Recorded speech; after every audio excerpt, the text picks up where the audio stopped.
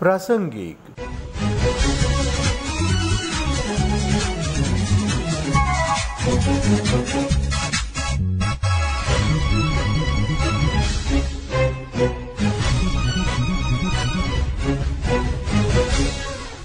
जागतिक श्रवण दिन परवा सोमवारी पाळण्यात आला. या निमित्तानं डॉक्टर हेडगेवार रुग्णालयातल्या स्पीच थेरपिस्ट डॉक्टर धनश्री भिसेगावकर यांनी श्रवणदोष निदान आणि उपचाराबाबत दिलेली माहिती आजच्या प्रासंगिक या कार्यक्रमात आपण ऐकणार आहोत.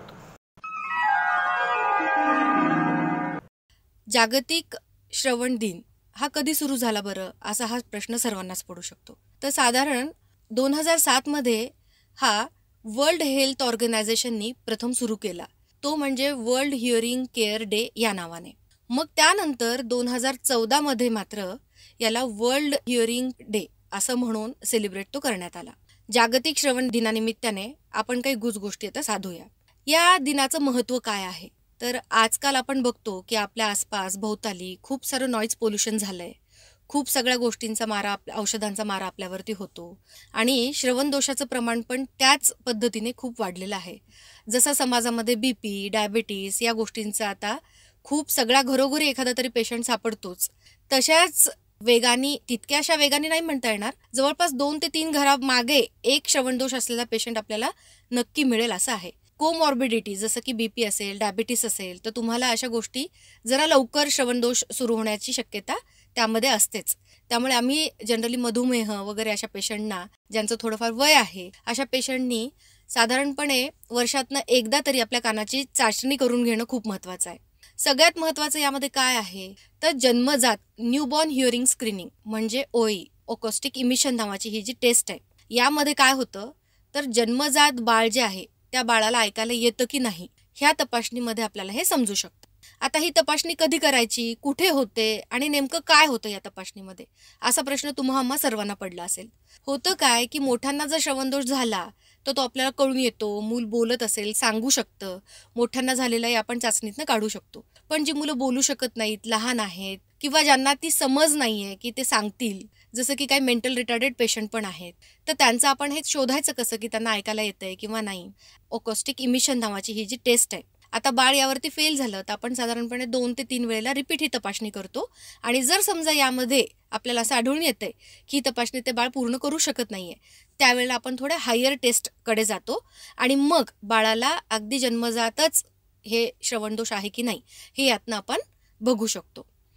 आपल्याला असं वाटतं की हा माणूस जो आहे किंवा हे बाळ जे आहे, आपल्याला आसपास आपण खूप वेळेला बघितलं की बोलू शकत नाही.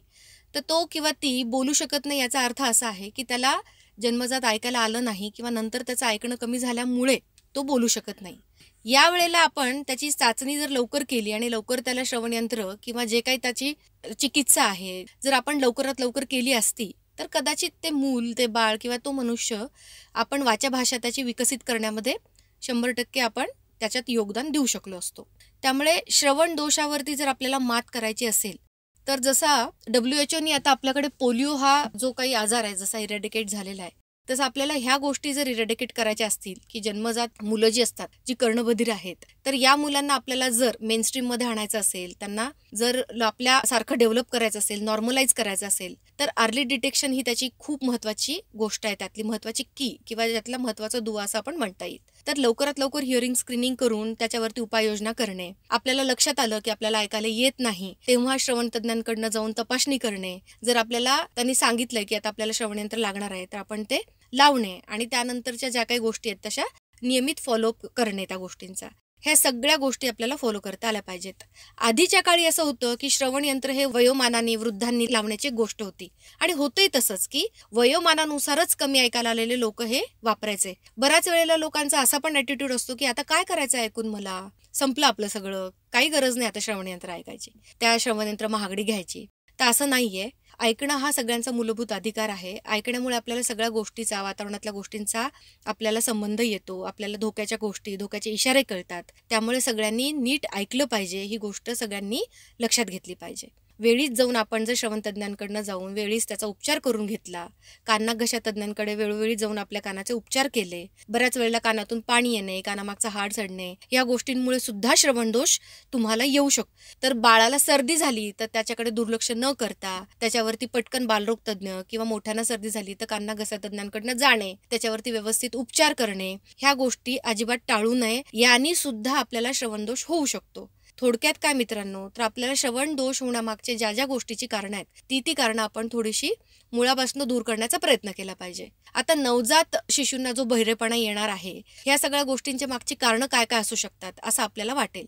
आजकाल काय झालंय की मुलामुलींची लग्न होण्याचं वय आहे, वेळ आहे, ती आता करिअर ओरिएंटेड मुलं आजकालची पिढी आहे, त्यामुळे ती पण थोडीशी पुढे ढकलले तेव्हा लग्नाचं वय. त्यानंतर बाळ होण्यासाठी सुद्धा प्लॅनिंग आणि ह्या सगळ्या गोष्टी आजकाल चाललेल्या आहेत. त्यानंतर होणारं बाळ, बेबी, हे सगळ्यांचं प्रेशियस आहे.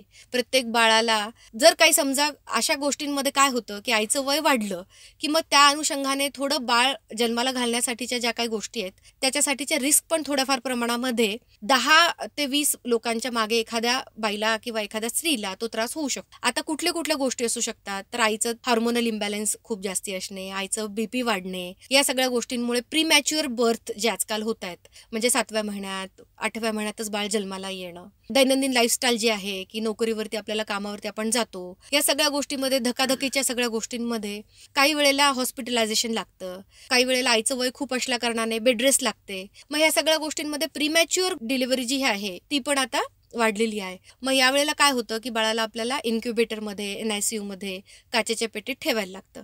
बाळाचं जगणं त्या दृष्टीने, त्या डॉक्टरांच्या दृष्टीने त्यावेळेला खूप महत्त्वाचं असतं. बऱ्याच वेळेला तिथे जे काही औषध उपचार केले जातात किंवा खूप वेळ बाळाला त्या काचेच्या पेटीत ठेवल्यामुळे, प्रत्येकच बाळाला नाही तर काही बाळांना असा त्रास होऊ शकतो की बाळांच्या ऐकण्यावरती त्यांनी परिणाम होऊ शकतो. असं सगळ्याच बाबतीत होत नाही, पण अतिशय बाळाला खूपच अगदी सेप्सिस किंवा अशा काही गोष्टी झाल्यात त्यावेळेला त्या डॉक्टरांच्या दृष्टीने बाळाचा जीव वाचवणं ही गोष्ट त्यावेळेला खूप महत्त्वाची ठरते. आणि मग कधीतरी त्या बाळाला खूप वेळ त्या काचेच्या पेटीत ठेवल्यामुळे किंवा इन्फेक्शन असल्या कारणाने बाळाला श्रवणदोष होण्याचे चान्सेस खूप जास्ती वाढतात. यावेळेला आपल्याला काय केलं पाहिजे, तर मी जे पहिल्यांदा तुम्हाला सांगितलं की OE नावाची जी हिअरिंग स्क्रीनिंग टेस्ट आहे ही आपण केली पाहिजे. तर आता आपल्याला जेव्हा लक्षात येतं की या बाळाला श्रवणदोष आहे, तर त्या बाळाला तसे योग्य ते उपचार त्या दृष्टीने जसे आम्ही सांगू तसे जर आपण केले आणि या बाळांवरती जर लवकरात लवकर कॉक्लिअर इम्प्लांट नावाची शस्त्रक्रिया केली आणि स्पीच थेरपी घेतली, तर ते बाळ पूर्ववत तुम्हा आम्हासारखं बोलू शकतं, शाळेमध्ये नॉर्मल स्कूलमध्ये जाऊ शकतं आणि सगळ्या गोष्टी परफॉर्म करू शकतं. या सगळ्या गोष्टींमध्ये मित्रांनो खूप महत्त्वाचा दुवा म्हणजे काय आहे, तर आजकाल गव्हर्नमेंटच्या हेल्पनी प्रत्येक डिस्ट्रिक्ट सेंटरला, प्रत्येक मेडिकल कॉलेजेसमध्ये या सगळ्या टेस्टच्या, सगळ्या गोष्टींच्या सोयी आजकाल झालेल्या आहेत. फक्त शोध घेणे आणि आपण ह्या सगळ्या गोष्टी घडतायत, आपल्याला जर कुठेही शंका वाटते आपल्या बाळाची, आपल्या स्वतःच्या ऐकण्याची, तर आपण पुढाकाराने जाऊन ह्या सगळ्या गोष्टी मात्र केल्या पाहिजेत. आपल्याकडे एवढं लहान बाळ, त्याचं ऑपरेशन कसं करणार, मग ते कायम मशीन कसं राहणार, किंवा आता आपल्याला कमी ऐकायला येते, आपण यंत्र लावलं तर हे सगळ्यांना दिसेल, ह्या सगळ्या गोष्टींची कमतरता न बाळगता किंवा या सगळ्या गोष्टींबद्दल वाईट न वाटून घेता समोर जाऊन आपल्याला ह्या सगळ्या चाचण्या करून जर आपण ह्या सगळ्या गोष्टींचं व्यवस्थापन व्यवस्थित केलं तर आपल्याला त्याचा उलट फायदाच होणार आहे. आणि जर आपण नाही केलं हे तर त्याचा आपल्याला खूप दुष्परिणाम भोगावे लागतील पुढे आणि आपण सोसायटीपासून हळूहळू दूर होऊ. आपल्याला जर कोणी कम्युनिकेशन केलं नाही, आपल्यासोबत कोणी बोललं नाही, तर आपण एकटे पडू आणि मग त्यानंतर आपल्याला सगळ्या गोष्टी बाकीच्या ज्या आहेत त्या गोष्टी फेस कराव्या लागतात. तर त्यामुळे आपण ह्या सगळ्या गोष्टी स्वतःच्या पुढाकाराने घेतलं पाहिजे. ह्या सगळ्या गोष्टींमध्ये सगळ्यात महत्त्वाची गोष्ट काय असते की ॲक्सेप्टन्स, की खरंच होय इथे डॉक्टरांनी सांगितलंय आणि माझ्या बाळाला ऐकायला येत नाही आणि आपल्याला इथे थोडीफार शंका वाटते.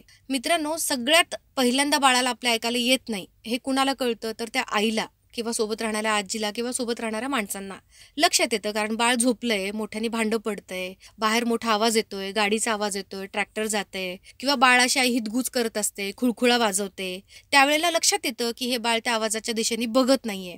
त्यावेळेला आई, आजी घरातल्या मोठ्यांशी हे सांगते की मला असं वाटतंय की हा आवाजाकडे लक्ष देत नाही, आपल्याला काहीतरी करायला पाहिजे, आपण डॉक्टरांना एकदा दाखवूया का.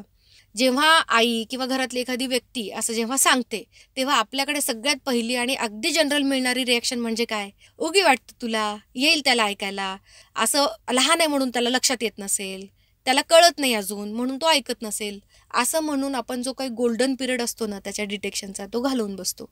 मग काय होतं, ऐकायला आलं नाही म्हणून बाळाचा वाचा भाषा विकास पण होत नाही. जनरली जन्माला आलेलं बाळ 2-3 महिन्यानंतर आपण त्याच्या चेहऱ्याकडे बघून जेव्हा हुंकारे भरत असतं किंवा आपण त्याला लाडे जेव्हा बोलत असतो त्यावेळेला ते बाळ ओठाची हालचाल करतं, आपल्याला प्रतिसाद देतं, हुंकारे भरत असतं. आणि जेव्हा बाळाला ऐकायला येत नाही तेव्हा यातली कुठलीही गोष्ट ते करत नाही. ऐकायला आलं नाही म्हणूनच मनुष्याचा वाचा भाषा विकास होत नाही. ऐकू येत नाही म्हणूनच बाळ बोलत नाही. हे साधं गणित आहे त्यामागचं. पण ह्या आईशी कोणीही सहमत होत नाही. मग बाळ बोलत नाही किंवा बाळ खरंच लक्ष देत नाही असं जेव्हा आई परत सांगते तेव्हा खेळण्यात तो मग्न असल्या कारणाने हे बाळ आपल्या बोलण्याकडे लक्ष देत नाही असं परत तिला लाडे सांगितलं जातं आणि आईचं इथे पण बोलणं ठुकरावून लावलं जातं. असं करत 1.5-2 वर्ष होतात आणि मग जेव्हा घरातल्या सगळ्यांना पण ही बाब लक्षात येते की अरे दिवाळीत फटाका फुटला, बाळ उठला नाही, त्यांनी बघितलं नाही, मग त्यांना असं वाटतं की आपण हे खरंच डॉक्टरांना दाखवायला पाहिजे. आणि मग तेव्हा ते बाळ आमच्याकडे येतं. मग त्याच्या चाचण्या होतात आणि मग त्यानंतर ते ठरतं की खरंच या बाळाला ऐकायला येत नाही. मित्रांनो, आता होतं काय की 0 ते 3 आमच्या भाषेमध्ये हा सगळ्यात गोल्डन पिरियड आम्ही ह्याच्यासाठी म्हणतो कारण ह्याच पिरियडमध्ये बाळाच्या वाचा भाषा विकासाचं जे मेंदूतलं सेंटर आहे ते अगदी वेगाने वाढत असतं आणि ते तिथे छान पद्धतीने त्या वाचा भाषा विकासाच्या सेंटरचा विकास होत असतो. जर ह्या गोल्डन पिरियडमध्ये बाळाच्या कानावरती शब्द पडले नाही आणि हा पिरियड इतका चांगला असतो की बाळ ह्या काळामध्ये इतकं ऍक्टिव्ह असतं की ते 2 ते 3 भाषा अगदी सहजगत्या शिकू शकत असतं. आपण बाळाला ह्या काळामध्ये ऐकायला न घातल्यामुळे बाळाचा वाचा भाषा विकास होत नाही. बाळ सोपी पद्धत शोधून काढतं, बाळ इशारे करायला लागतं आणि बाळाला जेव्हा तोंडाकडे हात गेल्यानंतर भूक लागली असं सांगितल्यानंतर जर सगळं जेवायला मिळतंय ते बाळ पुढे बोलायचे कष्ट घ्यायला टाळतं आणि मग बाळ इशाऱ्यामध्ये बोलायला सुरुवात होतं आणि ते सगळं खोडून काढायला पुढे आपल्याला खूप त्रास होतो. त्याला नुसत्या इशाऱ्यावरती न कम्युनिकेट करता त्याला ओरल भाषेवरती शिफ्ट करायला त्यानंतर आपल्याला खूप मोठे कष्ट घ्यावे लागतात.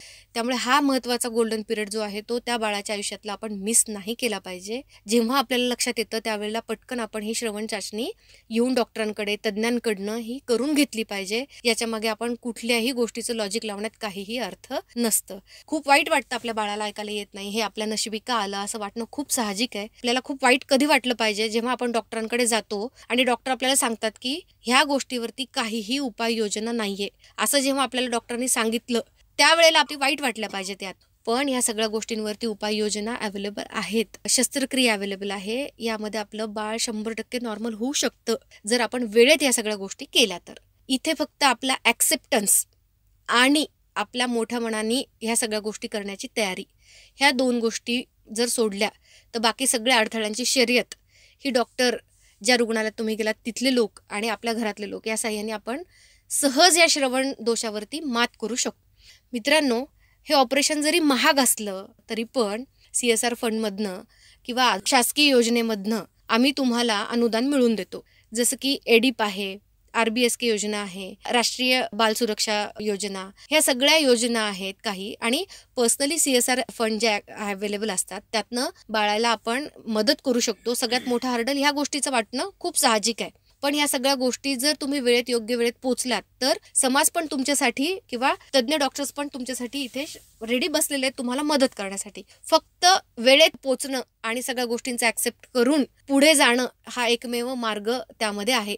त्यानंतर ऑपरेशन झाल्यानंतर आपल्याला काही काळ स्पीच थेरपी घेणंही तितकंच महत्त्वाचं आहे. ऑपरेशनचा भाग हा 25% असलं तरी उरलेला 75% भाग हे स्पीच थेरपी घेण्यानेच होणार आहे.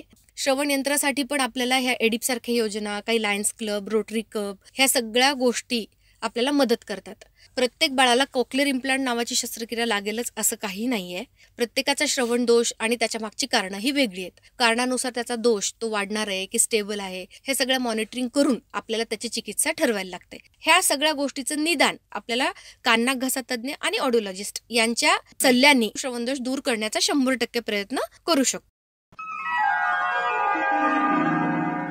जागतिक श्रवण दिनाच्या अनुषंगानं डॉक्टर हेडगेवार रुग्णालयातल्या स्पीच थेरपिस्ट डॉक्टर धनश्री भिसेगावकर यांनी श्रवण दोष निदान आणि उपचाराबाबत दिलेली माहिती प्रासंगिक या कार्यक्रमात आताच आपण ऐकलीत.